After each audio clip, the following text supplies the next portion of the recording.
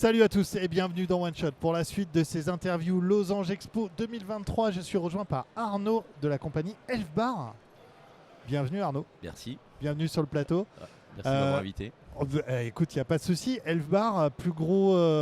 Est-ce que c'est le plus gros fabricant de puffs du monde? Est-ce que vous êtes leader là-dessus? Alors, tu sais, les chiffres, mais les chiffres, ça dépend comment tu les regardes, tu peux les manipuler. Enfin, en tout cas, on fait partie des principaux acteurs sur le marché mondial. C'est pudique de dire ça comme ça. Mais oui, okay. mais je préfère parce qu'il y a un moment donné, tu sais, on est en tout cas leader sur beaucoup de marchés, comme par exemple en Allemagne, si on prend l'Europe. Il y a quelques temps, un autre pays qui était le UK, bon maintenant ils ne font plus partie de l'Europe. On est aussi présent aux États-Unis, en Asie du Sud-Est. Et aujourd'hui, on se développe en France depuis, on va dire, février 2022, mais on a accéléré vraiment notre développement en France depuis janvier de cette année. Donc on est encore on va dire, de nouveaux intervenants en France, mais avec, on va dire, de vrais succès ailleurs en Europe. Mais attention, et dans le monde en général, bien sûr. Mais la France reste toujours un marché un peu spécifique. Ouais. Et d'ailleurs, si je peux te raconter une petite anecdote, c'est qu'en pas. fait, je suis d'une certaine manière le premier local embauché par Elfbar. Puisque la plupart du temps, ce sont, comme Elfbar est une marque chinoise, c'était plutôt des gens qui venaient directement de Chine, soit qui traitaient le marché de Chine, mais qui venaient régulièrement ou qui s'implantaient en France. Et j'ai été le marché français étant un tout petit peu spécifique.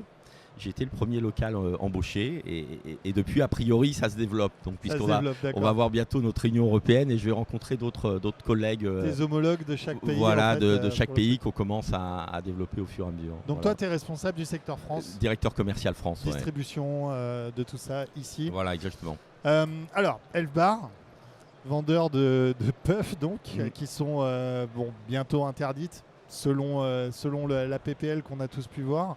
Alors, ça sera bientôt ou pas bientôt, on verra bien. Vous arrivez avec un nouveau système qui est un peu l'évidence, le chapitre 2 de la puff, avec ça. Oui, exactement. Voilà, la Elfa Pro, c'est ça? Elfa Pro, tout à fait, parce qu'il y avait... Alors, pourquoi Pro? Parce qu'on avait une première version qui a été lancée aussi en février 2022, mais qui n'avait pas l'évolution justement de la mèche et le fait d'avoir séparé le liquide de la mèche qui permet de séparer les deux et d'avoir plus de longévité lorsqu'on engage la résistance dans le liquide. Ouais, alors ça on l'a fait en off. Il y a un petit, sur la résistance, on appuie dessus comme ça, on la presse et ça fait rentrer la résistance dans le liquide. Exactement. Et du coup, on n'a pas de fuite dans le transport quand les cartouches ne sont pas encore amorcées. Et il n'y a pas trop de temps d'amorçage. Temps d'amorçage. Genre pas 30 secondes, quoi. Genre pas du tout. Genre pas du tout.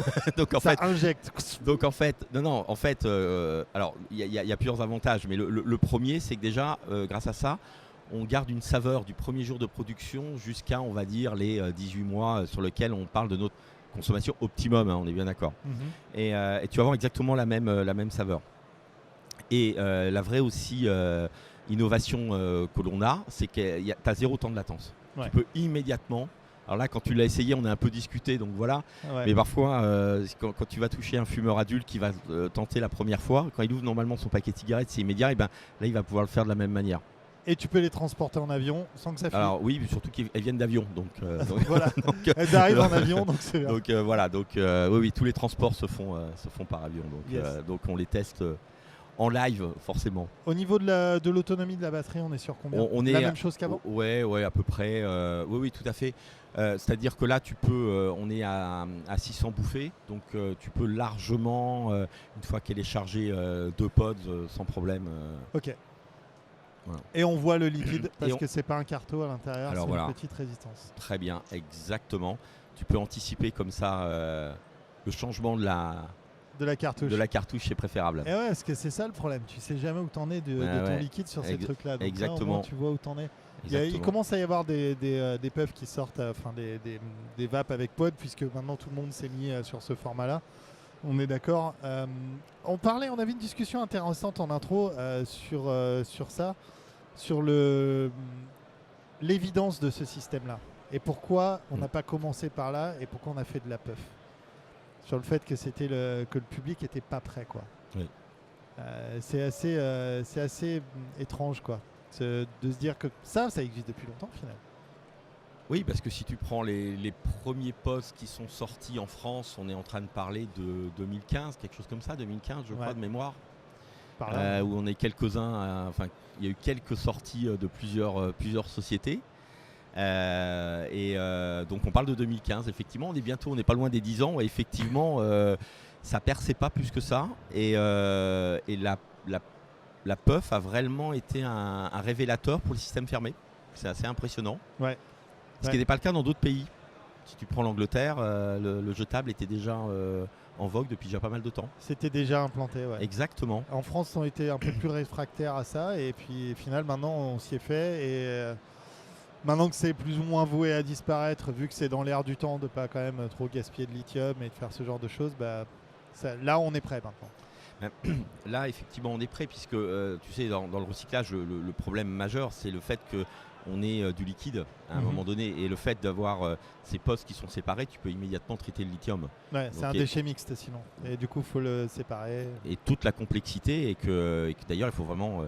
il faut développer aussi cette filière-là, mais déjà, on règle le problème du lithium, ce qui est déjà quand même une grosse partie de la problématique. Ouais. De toute façon, oui, c'était pas possible avec les besoins qu'on a en lithium en plus en ce moment, avec les nouvelles voitures, la nouvelle mobilité aussi. Donc c'est vrai que les ressources de lithium, elles sont pas extensibles non plus jusqu'à l'infini. C'est une bonne chose, c'est bien. Et pour moi, c'est logique, mais c'est bizarre. Tu vois, j'arrive pas ça fait longtemps que je suis dans la vape et j'arrive pas à me résoudre au fait que ça, c'est une nouveauté. Tu vois, genre, ok, ça existait en fait, mais juste on n'était pas prêt. T'aurais sorti ça il y a 2 ans, j'aurais fait oui, mais c'est compliqué parce qu'il faut mettre ça, tu comprends, machin. Il y avait peut-être de l'attachement aussi, je sais pas, étrange. Oui. Je pense que c'est vraiment le fait que cette petite étape supplémentaire qui est d'enclencher, il fallait déjà passer par cette étape du puff. Ouais. Et puis il faut quand même dire aussi que quand on parle de 2015, entre les produits actuels, qu'on parle de puff ou de pods, entre la qualité des saveurs, la qualité de la vaporisation, entre 2015 et maintenant, il y a quand même un monde. Voilà. Donc il y a un peu de marge. Bon, moi je me souviens des premiers systèmes, effectivement, et puis voilà, là maintenant on est vraiment sur des systèmes qui permettent aux fumeurs adultes à un moment donné de trouver sa satisfaction, de pouvoir vraiment choisir le taux de nicotine qui lui convient, et après aussi d'évoluer vers ça.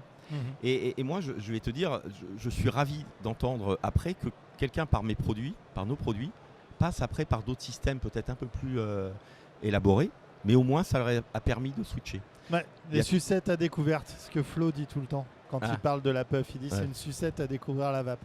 Alors sucette en ce moment on va éviter. Je ne valide pas ce terme. Tu m'excuseras. Mais c'est un truc, voilà, c'est quelque chose pour dire tiens regarde, goûte la vape, c'est pas mal, et puis après une fois que tu as goûté tu dis je peux commencer à ça. Et je suis sûr et certain que la puff ça nous a amené quand même un bon gros paquet de vapoteurs dans l'escarcelle. Ça a permis à pas mal de gens de se réconcilier avec cette idée-là aussi de la cigarette électronique. Je crois qu'à tort, on a cru à un moment donné dans le milieu qu'on pouvait, via du système ouvert, faire basculer l'intégralité des fumeurs adultes qui vraiment veulent changer. Et c'est pas possible. Non, c'est trop complexe. Voilà. Et beaucoup de gens l'opposent et disent ah non, le liquide, les résistances c'est chiant. Et c'est pour ça, tu vois, moi des fois j'ai souvent des discussions. Parce que nous on est présents sur les 2 réseaux, c'est hyper important de le dire. C'est qu'on est une marque qui s'est d'abord lancée en vape shop en février 2022, sur lequel on a eu la crédibilité et la reconnaissance, on va dire, des experts de la vape. Et maintenant, depuis janvier, février, on est de manière massive en bureau de travail. Ça fonctionne très bien. Et c'est vrai que quand je discute avec des buralistes, je leur dis voilà, votre rôle est important parce que ça permet d'offrir une offre aux consommateurs fumeurs adultes qui veulent switcher.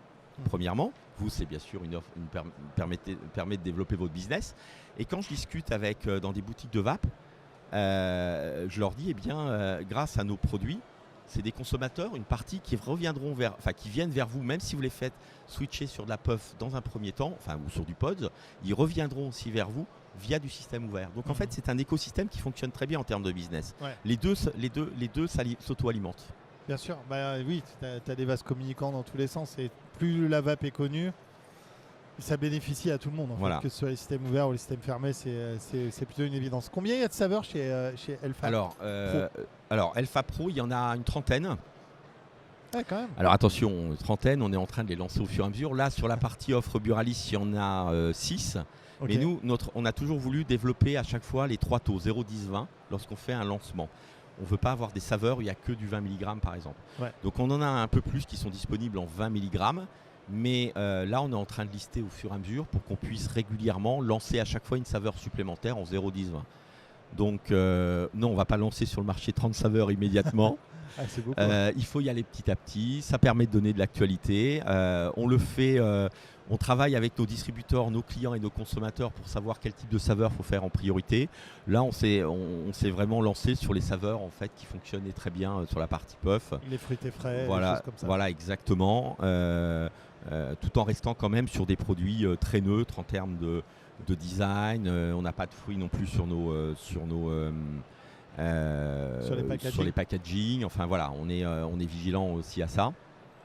Et comme je te disais tout à l'heure, on a l'avantage pour le réseau des Buralis d'avoir un produit qui a été déjà validé et crédible en termes de réseau des experts. Et donc je pense que c'est vraiment c'est un des atouts majeurs de notre marque. Tu as l'impression que les buralistes sont plus spécialistes de la vape maintenant? Mais clairement. Non mais clairement. Ouais. Moi, je le vois dans les questions. Je vais dire, par exemple, là, ils sont très conscients que la puff, potentiellement, va s'arrêter. Et là, déjà, c'est bien qu'ils soient au courant, honnêtement, qu'ils se tiennent au courant des lois de la vape. Déjà, c'est compliqué. Moi, cool. Je suis pas surpris, mais bon, je te vois.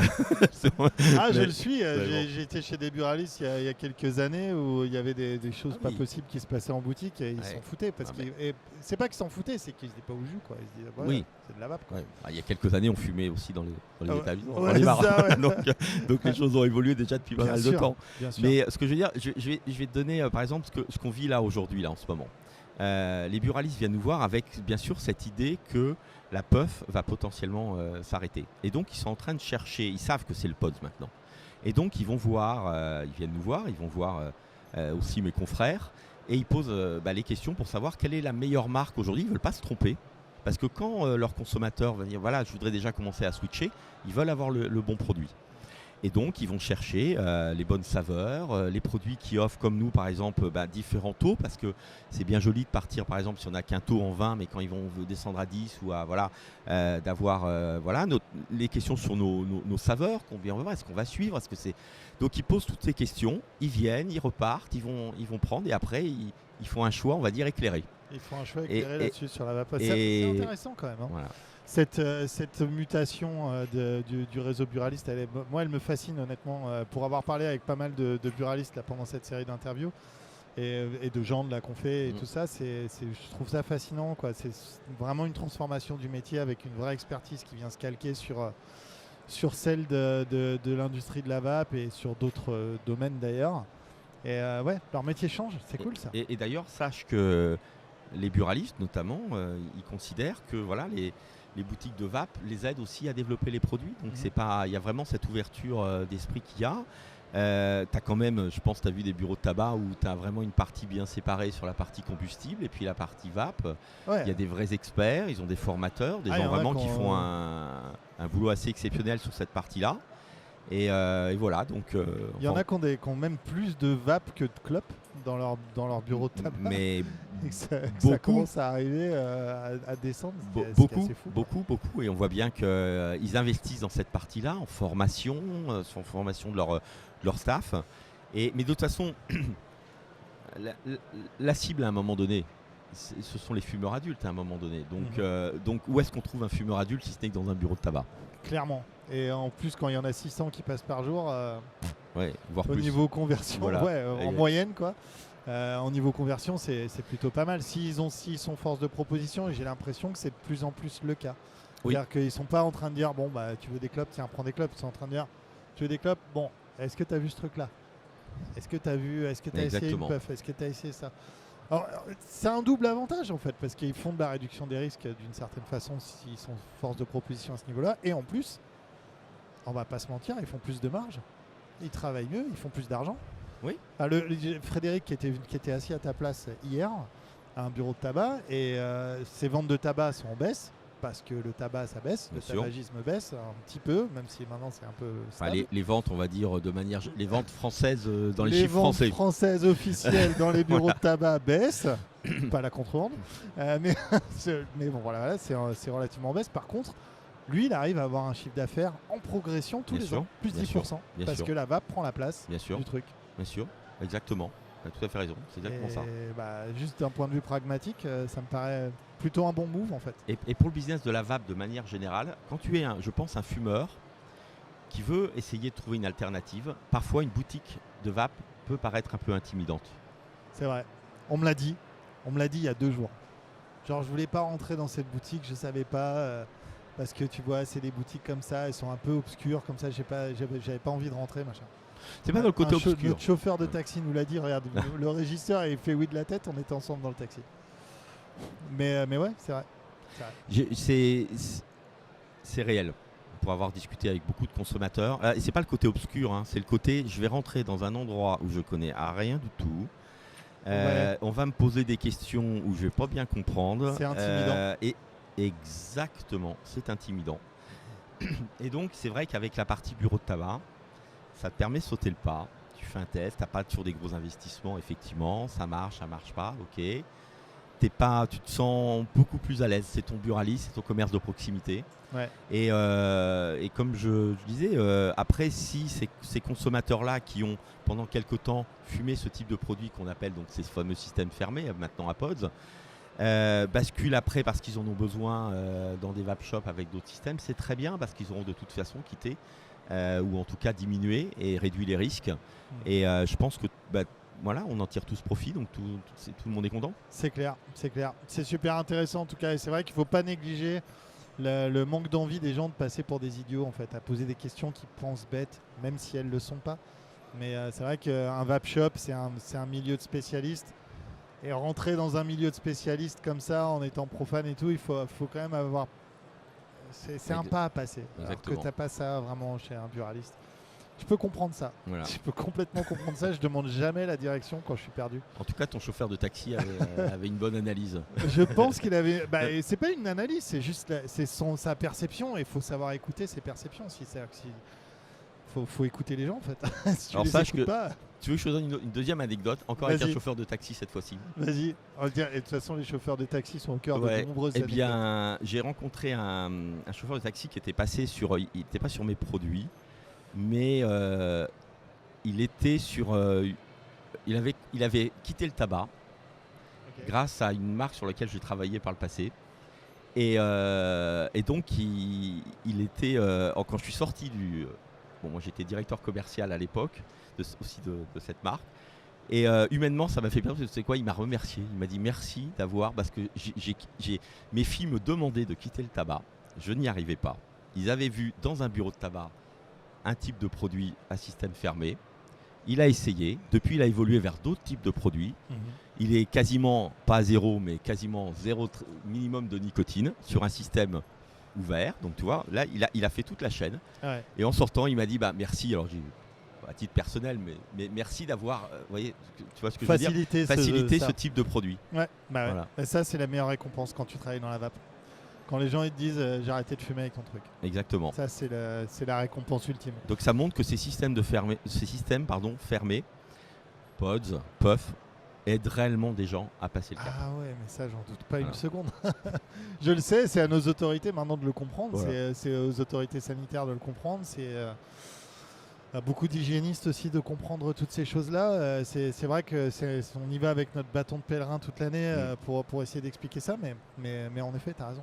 Évidemment, la vape, ça aide à sauver les gens. On a fait une enquête IFOP récemment. Voilà, tu as 87% des vapoteurs qui sont convaincus.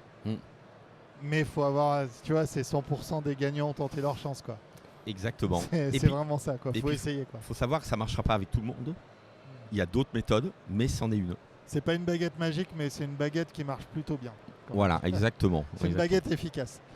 Et tu as raison, très 100% des gagnants ont joué, ont essayé. Ah, voilà. D'accord. Exactement. Merci à toi Arnaud en tout cas. Un grand merci, bon courage pour la suite avec Elbar et la Elfa Pro. On se retrouve très vite nous sur la chaîne pour d'autres interviews. Évidemment, restez branchés. À très vite. Ciao ciao.